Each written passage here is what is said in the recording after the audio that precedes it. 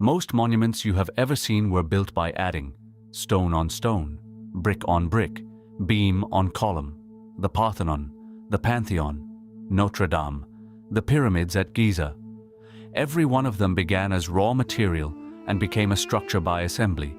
Kailasa Temple at Ellora did not work that way. How do you build something you can never fully see while you are building it? In the 8th century CE, workers descended onto a basalt hillside in what is now Maharashtra and began removing rock. Not laying it, removing it. They started at the top, at the surface of the hill, and cut downward. The courtyard, the gateway, the main shrine, the subsidiary temples, the elephant frieze, the bridge connections, the sculptural panels. None of it was assembled. All of it was revealed.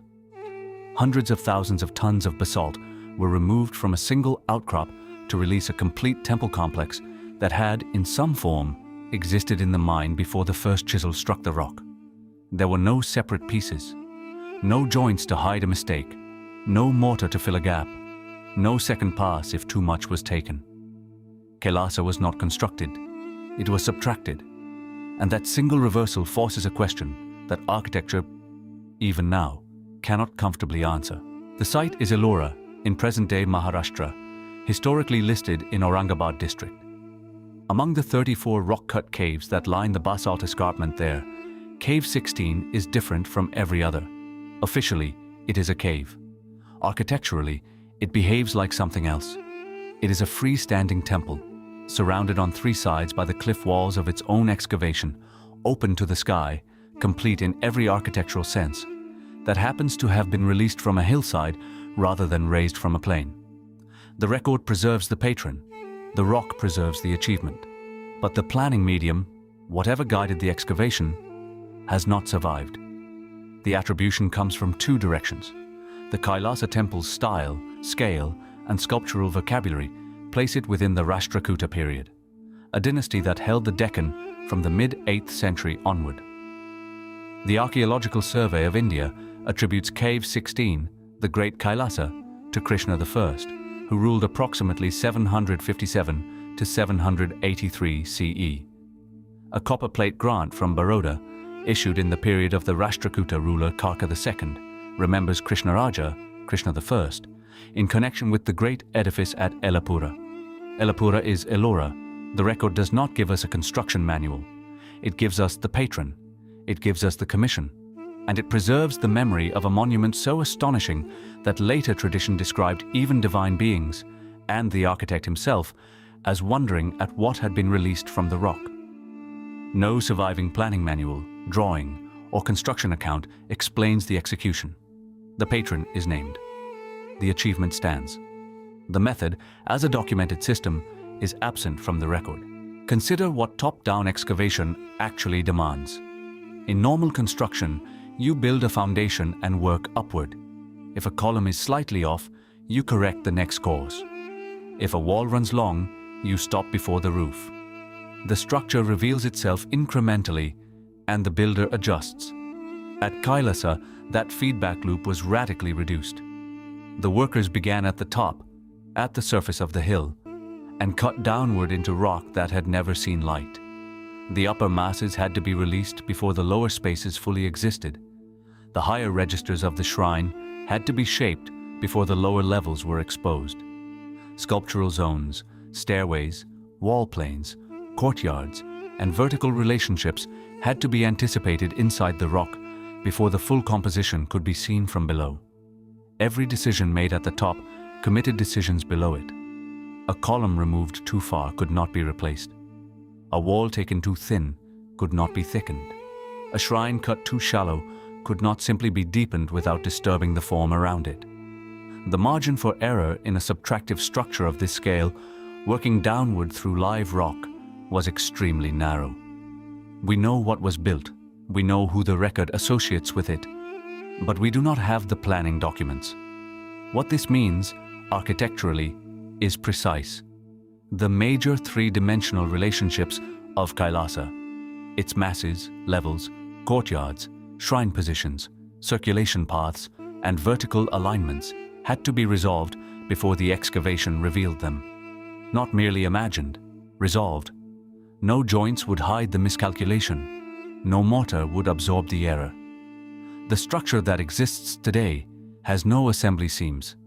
Its proportions hold across multiple levels of a building whose lower spaces were still inside the mountain when the upper spaces were being cut. Kailasa was not designed while it was being built. It had to be resolved before it was revealed. What planning system made that possible?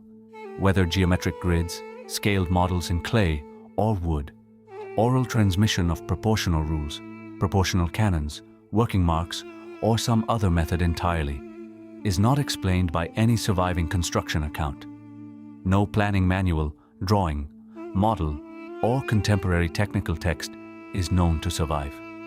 The planning language, whatever it was, did not survive the mountain it produced. The popular image of Kailasa is the main shrine, the towering shikara rising above the courtyard, recognizable in photographs, the thing most visitors point a camera at first. That image is accurate. It is also incomplete. Kailasa is not only a temple, it is a complex. The main Shiva shrine stands at the center, its tower rising above the courtyard floor. In front of it, connected by a rock-cut bridge, stands the Nandi Mandapa, the pillared hall for the sacred bull, facing the sanctum. The bridge is not an added walkway. It is part of the same rock-cut composition, spanning open air between two elements released from the same hillside. The courtyard that surrounds them is itself cut from the hillside. Its walls are not built. They are the original basalt cliff, worked into galleries, shrines, sculptural panels, and surrounding excavations. There are detached shrines within the temple premises. Near the entrance, river goddess imagery, Ganga and Yamuna, marks the threshold, turning arrival into a ritual crossing. At the base of the main platform, elephants appear to carry the temple on their backs. They are not decoration applied to a finished surface. They are the rock itself, shaped into the illusion of support. One originating commission, one rock-cut vision. A courtyard, a gateway, a mandapa, a bridge, a shikara, subsidiary shrines, sculptural programs across multiple registers, and an elephant base that makes the platform appear upheld by living force. Krishna I did not commission only a shrine. He commissioned a world and asked that it be found inside a mountain. For roughly 12 centuries, Kailasa stood at Ellora without requiring anyone's interpretation. The rock spoke for itself. Then the 19th century arrived, and with it, a method. James Fergusson was one of the most influential architectural historians of the Victorian era.